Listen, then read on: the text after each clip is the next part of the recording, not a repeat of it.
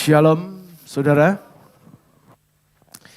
Sekali lagi saya berdoa, saudara kita semua tetap sehat, tetap mengucap syukur buat keadaan saat ini. Karena memang tidak mudah kita untuk mengucap syukur di dalam keadaan yang mungkin saat ini sepertinya menekan kita, pergumulan saudara begitu hebat, ya. Tapi percayalah, Tuhan kita adalah Allah yang setia, yang tidak pernah membiarkan kita dan meninggalkan kita. Amin. Kasih tahu dong kiri kanan, ya. Tuhan tetap setia. Tanya lagi dong, kamu setia enggak? Haleluya. Saudara, izinkan saya bertanya siang hari ini, ya, kepada semua di tempat ini. Apa yang membuat saudara bahagia saat ini? Ya, ketika saya mempersiapkan khotbah pada hari ini, Tuhan juga tanya sama saya, apa yang membuat kamu bahagia pada saat ini? Boleh kok, boleh kalau ada yang mau bersuara, mau jawab, boleh angkat tangan. Tapi saya nggak sediakan coklat. Apa yang membuat saudara bahagia? Apa? Oh, malu-malu ya. Ya, saudara. Tema kita di bulan ini bicara tentang perkenanan hati Tuhan. Ketika Tuhan tanya ini dalam persiapan khotbah saya jawab sama Tuhan, perkenanan hatimu. Tidak apa-apa, saya boleh dikatakan hidup di dalam pas-pasan, ya cukup. Tidak seperti mungkin kebanyakan orang, it's okay. Ya, kita mungkin gak punya uang di deposito, gak apa-apa. Rumah kita mungkin di gang, gak apa-apa. Kita mungkin masih ngontrak, gak apa-apa. Terpenting ketika pertanyaan ini diajukan kepada saya jawab perkenanan hatimu. Karena kalau Tuhan berkenan, wow saudara. Ya kalau Tuhan sudah berkenan, kita nggak minta pun Dia sediakan. Ya, kita nggak minta pun Dia berikan kepada kita. Ya, jadi artinya kita tidak perlu takut, kita tidak perlu ragu, ya, bahwa Dia Allah yang sanggup untuk menyediakan setiap apa yang kita butuhkan saat ini. Ya dong, apalagi? Ya. Contoh sederhana gini saudara. Ya.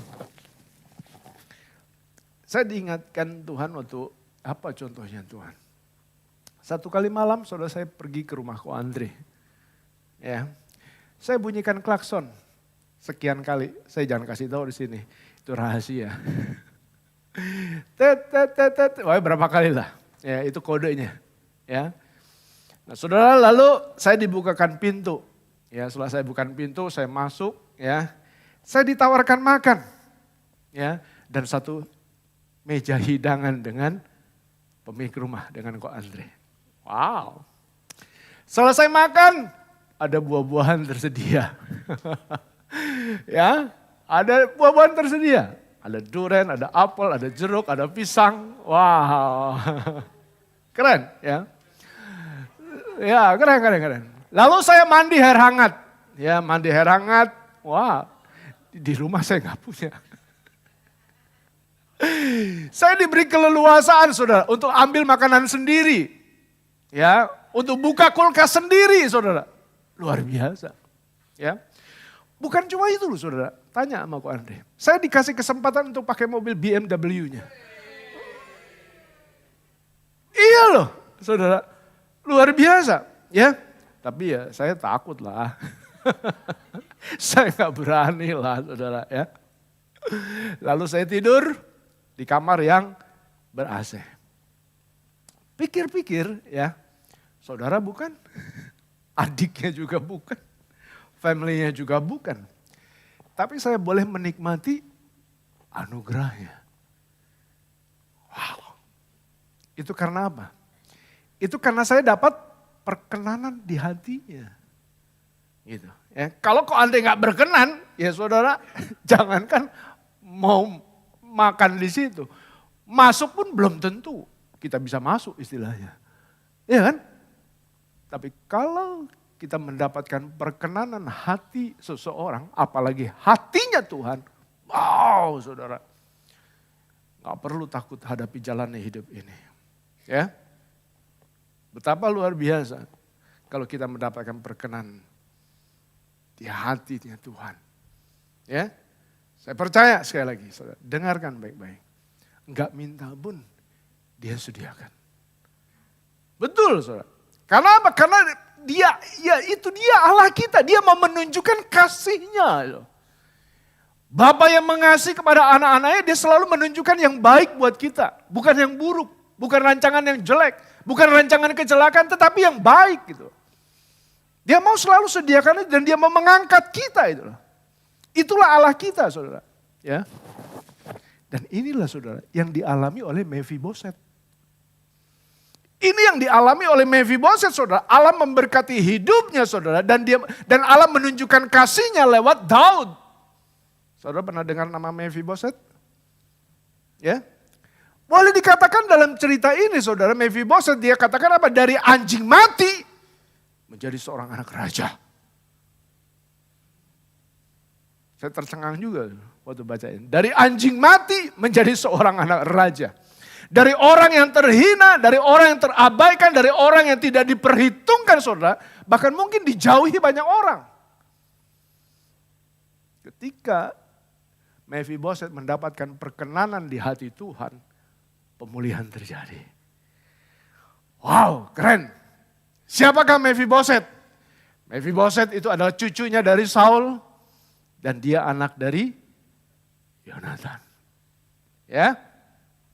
2 Samuel 9 ayat 8 sampai 9 dan 11 ditulis di sana begini saudara. Ya. Lalu sujudlah Mephiboset dan berkata, apakah hambamu ini sehingga engkau menghiraukan anjing mati seperti aku? Lalu raja memanggil Ziba, hamba Saul itu, dan berkata kepadanya, segala sesuatu yang adalah milik Saul dan milik seluruh keluarganya, kuberikan kepada cucu tuanmu itu.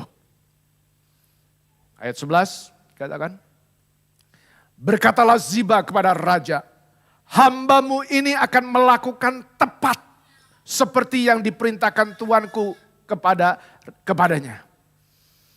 Dan Mephiboset, apa saudara? Makan sehidangan dengan Daud sebagai salah seorang anak raja. Apa saudara? Mephiboset makan sehidangan dengan raja dan diakui sebagai salah seorang anak raja. Saya membayangkan saat itu saudara. Mungkin ada pegawainya, ada yang bekerja di istananya yang biasa menghidangkan makan buat raja itu.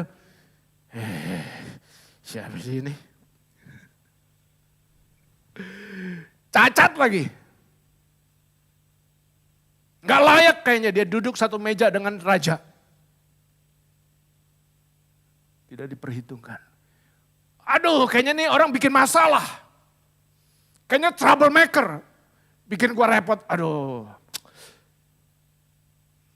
Itu Mephiboset. Ya, tapi kita lihat di sini bagaimana Mephiboset bisa duduk satu meja hidangan dengan Daud.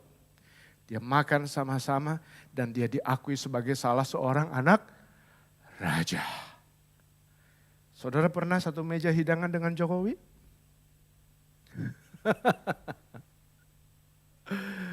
Gak usah Tuhan, sama Jokowi aja kalau diundang saudara. Senang gak?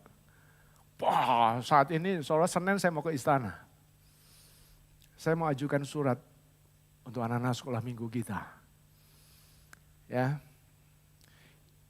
saya mau minta izin, minta mendapatkan perkenanan di hati yang punya otoritas di istana. Supaya kita bisa bawa anak-anak sekolah minggu kita ke sana. Senin saya akan ke sana. Saya berdoa, kita berdoa supaya anak-anak sekolah minggu kita boleh mendapatkan perkenanan. Ya, saya sendiri juga belum pernah ke sana. Artinya apa saudara? Kalau Mephiboset mengalami seperti itu. Artinya gini loh saudara. Mephiboset betapa menjadi orang yang dihormati. Orang yang dihargai, dipulihkan hidupnya. Dia makan satu hidangan dengan raja. Karena Mephiboset sekali lagi mendapat perkenanan hati raja. Luar biasa. Sekali lagi saya mau tegaskan.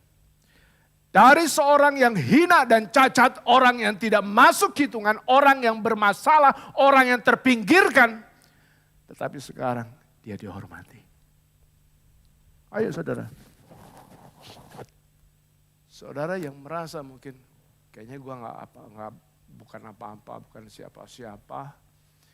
Kayaknya dia lebih pintar, dia lebih cerdas, dia lebih mampu, dia lebih bisa. Ya. Apalagi kondisi gue begini.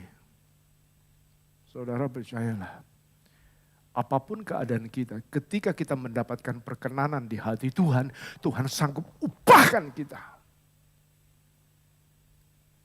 Makanya saya terlalu yakin kok, anak-anak sekolah minggu kita itu memang menjadi sedikit perhatian yang harus kita concern kepada mereka. Karena kita harus mempersiapkan anak-anak di gereja di tempat ini maupun remaja kita. Mereka adalah orang-orang yang meneruskan dan mewarisi bagaimana kuasa dan otoritas Allah dalam hidup mereka sehingga mereka memiliki mental seorang pemenang.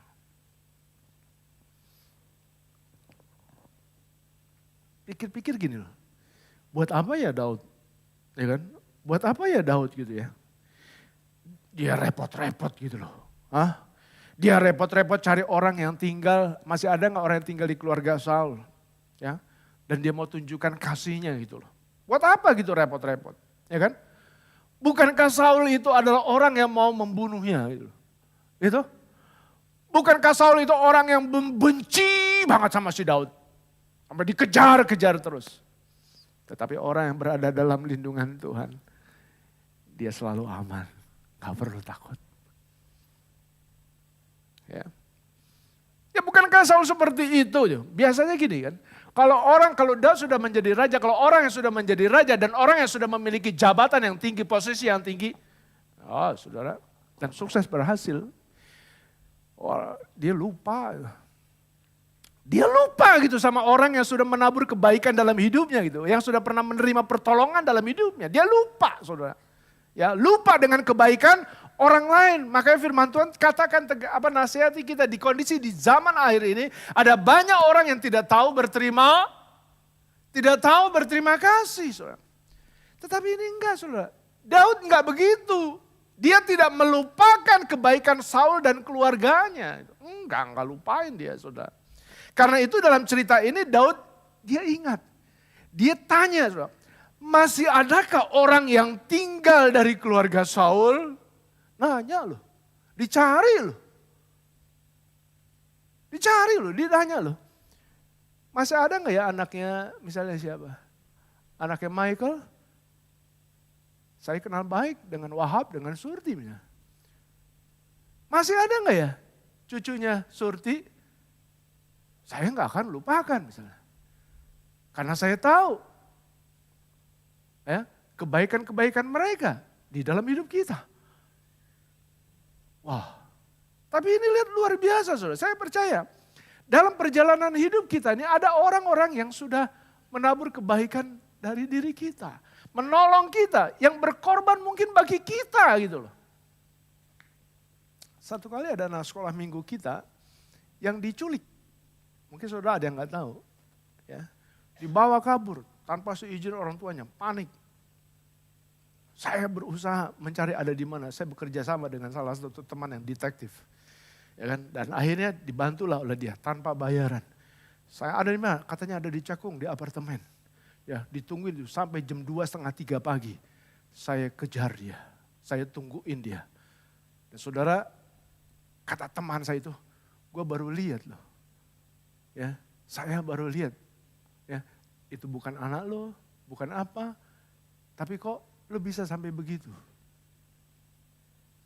Saudara percayalah, kalau ada orang yang sungguh berkenan di hati kita, ya, itu sungguh-sungguh apapun kita akan kejar dan kita bela-belain buat dia, apalagi Tuhan.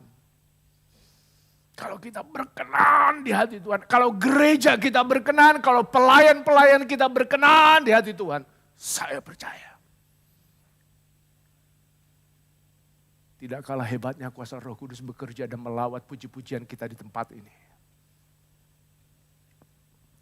Saudara, kita lihat, kita harus tahu berterima kasih, kita harus belajar seperti Daud. Daud tidak hanya berterima kasih, boleh tidak hanya ingat kepada Saul, tetapi Daud juga ingat kepada Yonatan, anaknya dan cucunya, saudara. Artinya apa? Kita harus belajar.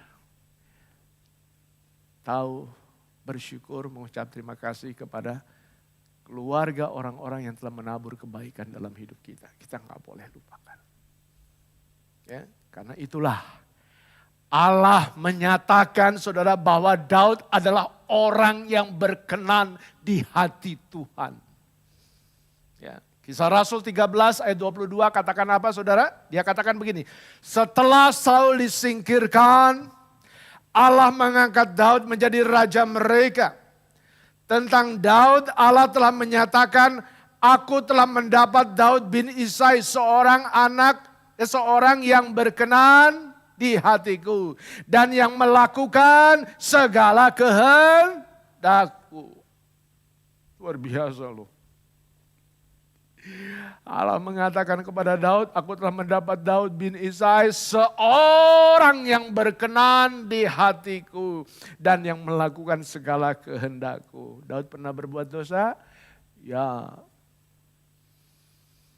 Tetapi selama kita mendapatkan perkenanan di hati Tuhan, tidak ada satupun rencana Allah yang dapat gagal di dalam hidup orang itu. Tidak ada satupun rancangan Allah yang mulia yang menggagalkan semuanya itu di dalam diri kita. Saudara, retreat anak sekolah minggu ini, guru-guru ini bekerja dan berjuang dan berdoa dengan sungguh-sungguh. Kita mau melihat bagaimana anak-anak kita, mereka pada waktunya Tuhan pakai dengan heran dan luar biasa. Karena saya melihat di luar sana, ada begitu banyak anak-anak Tuhan yang kecil-kecil yang sudah dipakai Tuhan dengan heran dan ajaib. Masakah Allah menutup mata kepada anak-anak kita? Tak mungkin.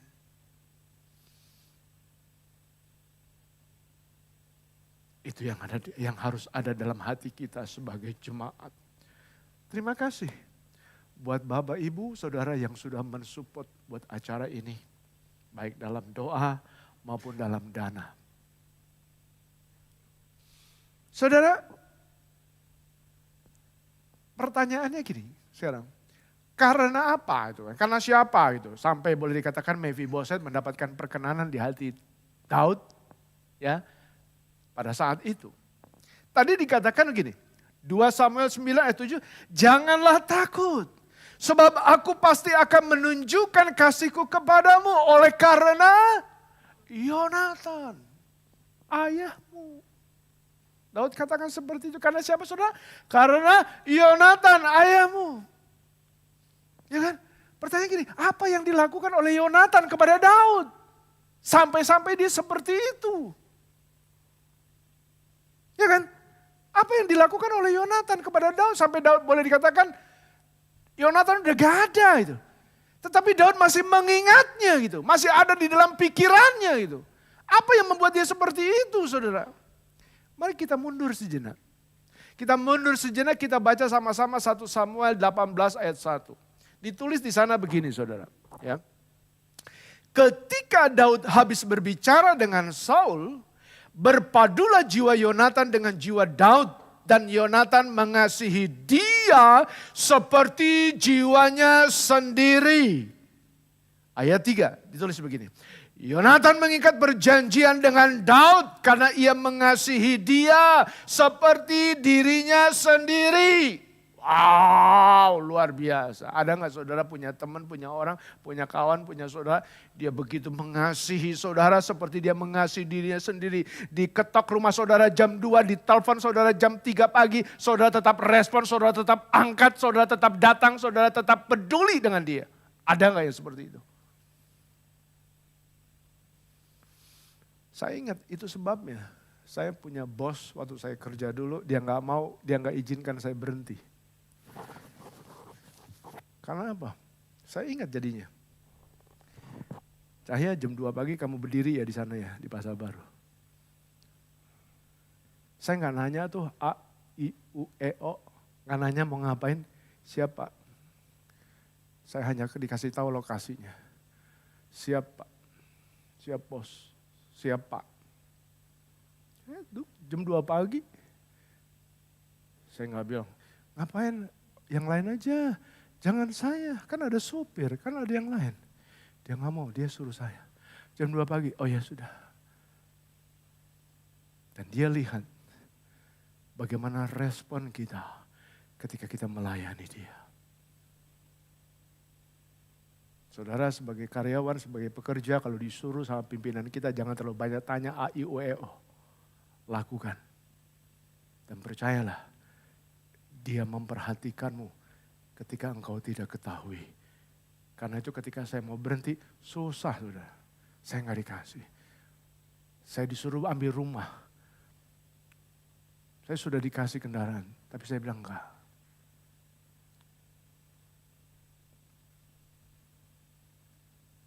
Saudara, ini yang pertama karena Yonatan mengasihi Daud seperti jiwanya sendiri. Bahkan Yonatan telah mengikat perjanjian bahwa dia mengasihi Daud seperti dirinya sendiri.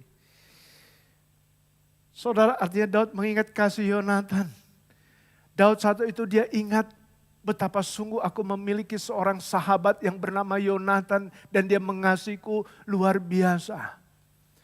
Kalau kita mengasihi Allah kita dengan segenap hati kita, dengan segenap kekuatan kita dan segenap jiwa kita. Saudara percayalah, dia tidak akan melupakanmu. Dia akan selalu mengingatmu. Saudara ada di dalam catatan buku kehidupannya. Dia turut merasakan apa yang saudara rasakan, apa yang saudara alami. Dan dia tidak akan pernah membiarkan saudara berjalan sendiri, mengalami menanggung bebanmu sendiri. Karena dia melihat begitu besarnya, begitu sungguh-sungguhnya kita mengasihi Allah dengan segenap hati kita.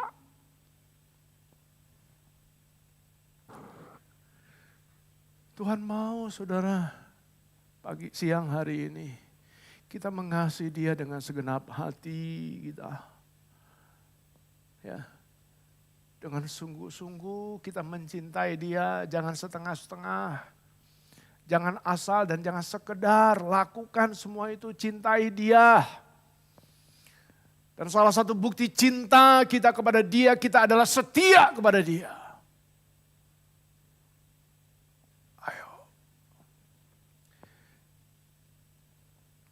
Saya percaya saudara, hari ini Tuhan mau ajar pada kita siang ini. Mana kasihmu, cintamu pada Tuhan. Kalau engkau sungguh-sungguh mengasihi aku, gembalakanlah domba-domba. Kalau kita sungguh-sungguh mengasihi Tuhan, lakukan kehendak Tuhan. Kita nggak akan menjadi orang yang disuruh-suruh. Kita akan nggak menjadi orang yang ayo dong, ayo dong, ayo dong, ayo dong, ayo dong. Nggak. Saudara kan pernah pacaran. Ketika saudara jatuh cinta dan cinta mula-mula itu berkobar dalam hati kita. Jam berapapun pacar kita minta kita datang, kita selalu berusaha. Kita selalu berjuang untuk datang, memenuhi permintaannya. Artinya apa? Kepentinganku, tar dulu. Kepentingan orang tuaku, tar dulu. Mama papa nyuruh aku, ntar dulu. Tapi aku prioritaskan kekasihku. Begitu saudara, itu saya alami.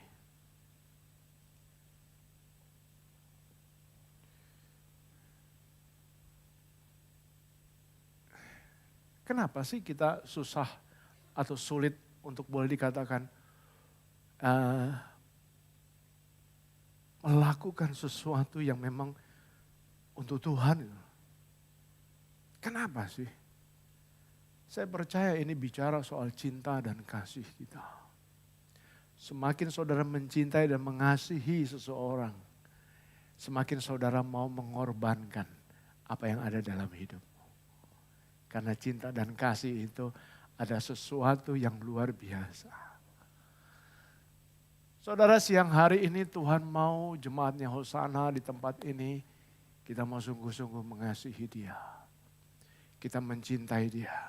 Tuhan menantikan cinta kita yang mula-mula. Saya ingat betul waktu cinta saya mula-mula. Ya. Saya di kamar, terus saya baca Alkitab. Mama saya di gang. Rumah saya kan ada lorong kecil itu kan. Jendela terbuka. Mama saya ngeliatin ya. Saya lagi ngapain. Betapa ingin dekatnya kita dengan Tuhan. Betapa terkagumnya kita sama Tuhan. Betapa kita gak mau jauh sama Tuhan. Kayaknya kita mau dekat gitu. Kita gak mau dipisahkan sama Dia. Saudara, Tuhan mau itu. Hari-hari ini. Apa yang membuat jauh saudara dengan Tuhan? Apa yang menghalangi saudara datang kepada Tuhan? Tuhan selalu Dia mau ketemu dengan kita. Dekat dengan kita, intim sama kita. Karena itu Dia bilang apa? Kamu bukan lagi hamba. Apa? Kamu bukan lagi hamba. Tapi kamu adalah apa? Sahabat. Yesus loh yang ngomong. Saudara, kalau Yesus ngomong begitu sama kita, artinya Dia melihat betapa sungguh luar biasanya. Bagaimana Dia memperkenankan kita di dalam hatinya. Saudara, mari kita mau belajar, kita renungkan. Yuk, jemaat Hosana yang dikasihi Tuhan. Kita mau menyenangkan hati Tuhan. Kita mau rela mengorbankan kepentingan kita. Lebih banyak waktu dengan Dia, bahkan saat kita hidup pun kita berani berkata gini. Bagiku, ketika kita hidup, bagiku adalah Kristus. Saya percaya orang-orang seperti itulah yang pasti akan diingat oleh Tuhan dan mendapatkan perkenanan di hatinya. Yang kedua, saudara, apa yang dilakukan Yonatan gitu loh, sehingga boleh dikatakan Daud mengingatnya, ya kan? Dan Daud boleh dikatakan dia mau menunjukkan kasih setianya. Saudara perhatikan 1 Samuel 18 ayat 4. Ditulis di sana apa? Ditulis di sana begini. Yonatan menanggalkan jubahnya yang dipakainya. Dan memberikannya kepada Daud juga baju perangnya. Sampai pedangnya, panahnya, dan ikat pinggangnya. Artinya apa? Semua yang memperlengkapi hidup Yonatan. Semua yang penting di dalam diri Yonatan. Semua yang boleh dikatakan itu sebagai alat yang bisa melindungi Yonatan. Dia serahkan kepada Daud. Dia gak sayang-sayang tuh. Dia serahkan kepada Daud. Ini untuk kamu. Jadi artinya apa saudara? Apa yang berharga di dalam kehidupan Yonatan. Itu dia berikan kepada sahabatnya. Saudara, melepaskan apa yang berharga di dalam hidup kita gampang gak? Ayo jujur. Melepaskan apa yang berharga di dalam hidup kita mudah gak? Gak mudah. Mari kita cek and recheck. Apa yang berharga dari diri kita saat ini? Ya waktu dong. Oh, waktu begitu sangat berharga bagiku. Makanya kita sulit untuk ketemu Tuhan. Makanya kita sulit untuk bangun waktu intim sama Dia. Makanya kita sulit untuk mengikuti pertemuan-pertemuan ibadah. Sulit. Karena apa? Ini yang lebih berharga. Aku lebih prioritasin ini dong. Sulit. Apa yang lebih berharga lagi di dalam hidup kita? Kita cek saya, keluarga. Keluarga penting nggak? Penting. Karena itu saya baru mengerti kenapa Tuhan bilang kalau kamu tidak membenci ayahmu, ibumu istilahnya. Kita nggak layak, nggak berkenan gitu. Maksudnya apa? Bukannya kita suruh benci orang tua kita, saudara kita, bukan.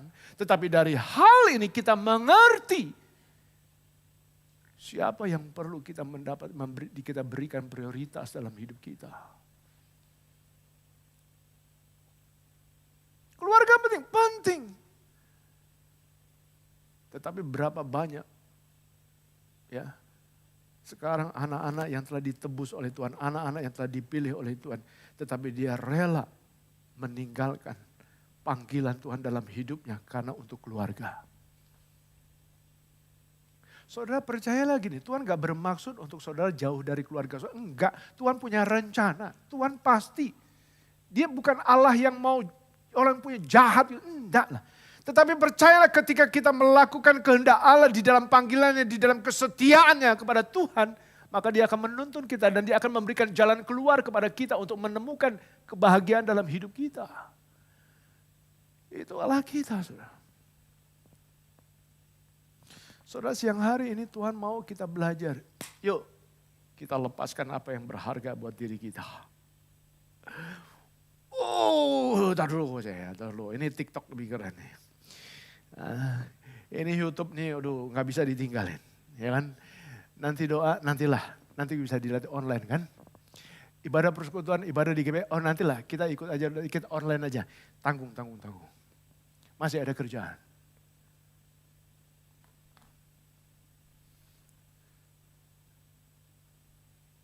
Saya sulit menjelaskan ya, film Arnold tentang Terminator itu yang Dada ceritakan.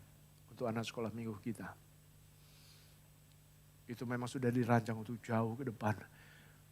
Bagaimana sungguh-sungguh iblis itu licik. Iblis itu punya tipu muslihat. Untuk bagaimana menjauhkan anak-anak. Sampai di zaman sekarang ini mereka betul-betul tidak bisa lepas dari dunia gadget. Dan jemaat kita harus berpikir bersama-sama. Orang tua harus bekerja sama dengan anak-anak, dengan guru-guru sekolah minggu. Kita sedang mengalami peperangan melawan penghulu-penghulu di udara. Saudara, ini masalah yang serius untuk melihat anak-anak. Saudara, saya percaya saudara sudah pernah tahu lah banyak video-video yang viral. Bagaimana akibat dampak dari gadget ini, dari mereka main games online yang tidak terputus-putus ya. Kami baru biasa besuk setiap hari Kamis itu di Siloam. Ada anak muda itu salah satu penyebabnya sampai dia kena imun dan dia gak sadar diri. Ya kelepak-kelepak begitu, dia kejang-kejang begitu saudara. Salah satunya mamanya cerita itu karena dari pagi sampai malam sampai jam 5 pagi itu dia main handphone terus, dia main games. Jadi gak main-main saudara. Saudara mari. Siang hari ini kita mau belajar melepaskan apa yang berharga bagi kita dan apa yang berharga itu yang menjauhkan kita dari Tuhan. Supaya kita diberikan kepekaan yang semakin tajam. Kita tahu bahwa ini menjauhkanku dari persekutuan dengan Tuhan. Aku mau lepaskan itu. Dan percayalah, setiap ketika kita berani melepaskan apa yang berharga yang menjauhkan kita dengan Tuhan, saudara akan mengalami kehidupan yang diperkenankan di hati Tuhan. Saudara, kita harus sungguh-sungguh loh. Kita harus sungguh-sungguh dalam jalani hidup ini bagaimana supaya kita berkenan di hati Tuhan. Kenapa? 2 Korintus 5 ayat 9 sampai 10 bilang begini saudara. Ini yang sangat serius. Ya, dia katakan begini. Sebab itu juga kami berusaha. Baik kami diam di dalam tubuh ini maupun kami diam di luarnya supaya kami, apa saudara? Berkenan kepadanya. Sebab kita semua harus menghadap tahta pengadilan Kristus. Siapa? Kita semua. Saya juga. Kita semua. tanpa terkecuali kita semua saudara kita harus menghadap tahta pengadilan Kristus. Ada nggak? Ada itu. Ya. Supaya setiap orang memperoleh apa yang patut diterimanya. Sesuai dengan yang dilakukannya dalam hidupnya ini. Baik ataupun jahat. Saudara, ini firman Tuhan. Dan Tuhan ingatkan ini kepada jemaat Hosana siang ini. Tuhan itu begitu baik. Tuhan itu begitu sayang sama jemaat Hosana di tempat ini. Supaya apa? Ketika topik dalam batu bulan dibicara tentang perkenanan. Supaya kita semua sungguh-sungguh mendapatkan perkenanan di hati Tuhan. Dan kalau saudara hidup saudara dalam menjalani hidup ini sudah mendapatkan perkenanan di hati Tuhan. Percayalah ketika saudara menghadapi tahta pengadilan Kristus. Itu bukan pengadilan buat kita. Tetapi itu adalah sebuah sambutan buat kita anak-anaknya. Karena kita hidup berkenan di hadapan Dia. Dan kita boleh dikatakan kita boleh menerima bagaimana sambutannya Allah. Ya, bagaimana kita dipeluk oleh Dia. Bagaimana kita dicium oleh Dia. Bagaimana kita dikenakan mahkota kemuliaannya. Apalagi saudara, karena itulah awal kehidupan kita. Bukan di sini. Bukan di dunia ini. Apa yang ada di dunia ini semuanya akan lenyap. Firman Tuhan. Mari saudara, kita mau sungguh-sungguh siang hari ini. Ketika kita jalani hidup kita mau sungguh-sungguh untuk mendapatkan perkenanan di hati Tuhan.